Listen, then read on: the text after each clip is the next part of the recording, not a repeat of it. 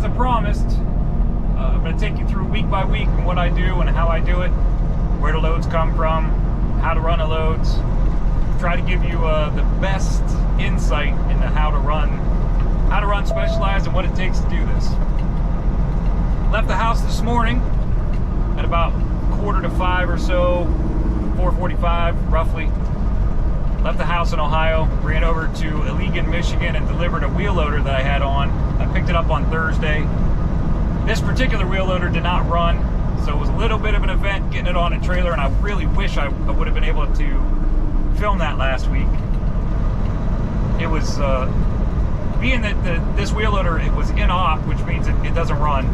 The hydraulics on it, everything on that particular wheel loader was run by the hydraulics. So if the unit isn't running, if the motor's not running, then nothing works.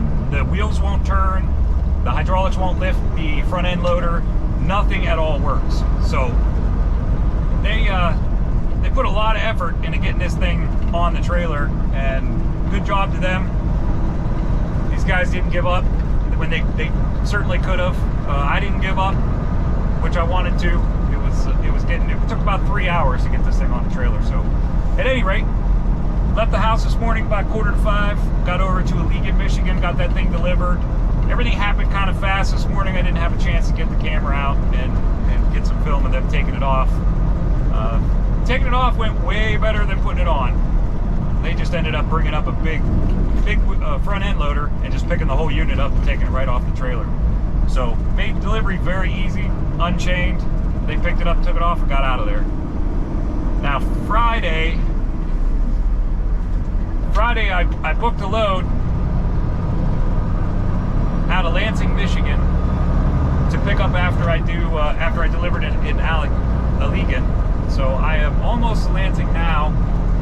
The broker called me this morning on this load and said that the bucket for the load is not in the same location as the wheel loader. Asked if I'd be okay with going to get it. It's only about 12 miles, so I said sure, I'll run up there and get it. Actually, this works out in my favor because the bucket on this unit is 9 foot 8 inches wide. The unit itself, the wheel loader itself that I'm picking up, it's a Cat 986, I believe. It is not oversized. It's less than 8'6" wide itself. The bucket was 9 foot 8 inches wide, which makes it overdimensional, which requires permits, traveling daylight, following curfews. Because I'm picking the bucket up somewhere else and it's not attached to the unit, I'm going to go ahead and put the bucket on the back deck of the trailer, long ways, so it's not oversized. Then I'll run down to Lansing, put the wheel loader on, and it as well will not be oversized. So I can cut out the purchase of permits. I can cut out the curfews that I'm going to have to follow, the daylight travel. It's going to make this trip a lot easier for me, a little less headache. So I'm almost up here to pick up this bucket now. I'm going to do some filming while I'm there.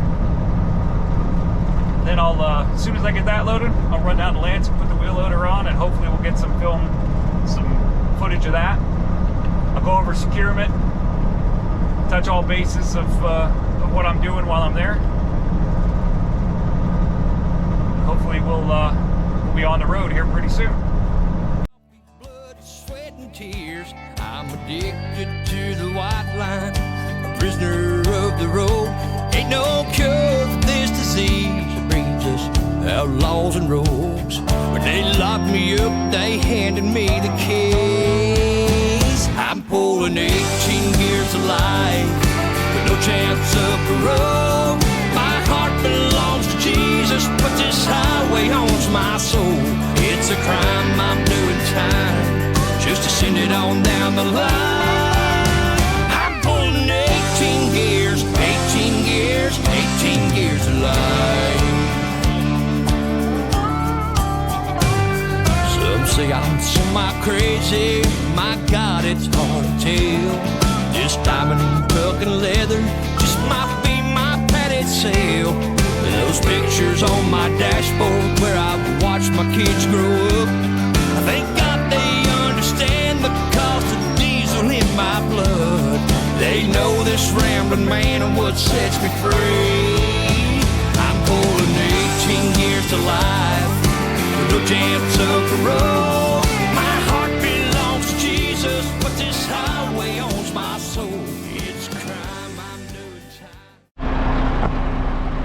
All right, everybody, made it to our delivery.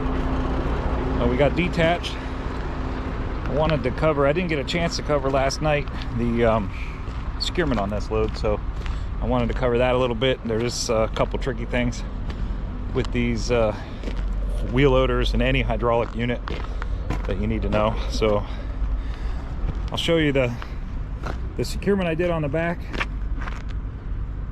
Ran one chain across, completely across this chain here. It goes completely across. You get full credit for that chain. These two chains here,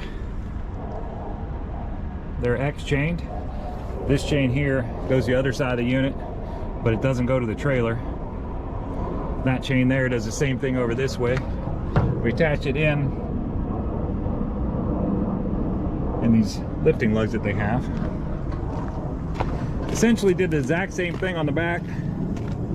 We X chained across using the lifting lugs there,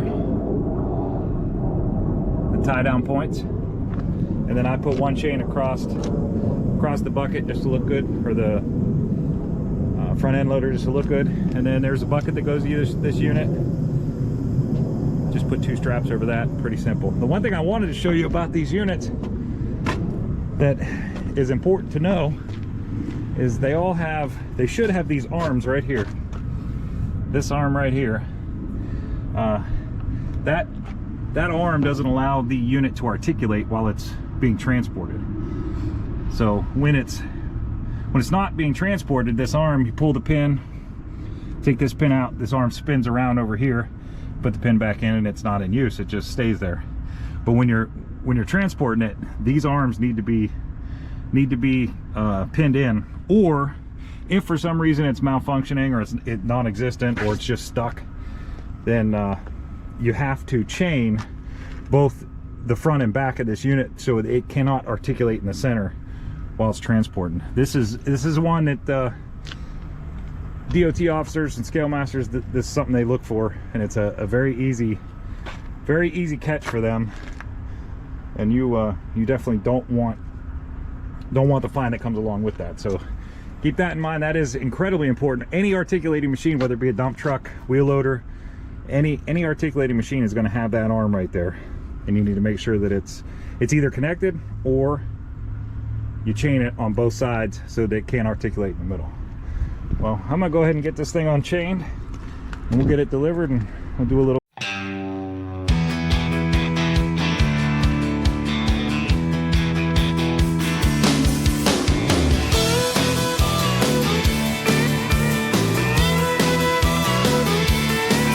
Driving trucks, eating chicken, trucking, finger licking, trying to keep it in between the lines.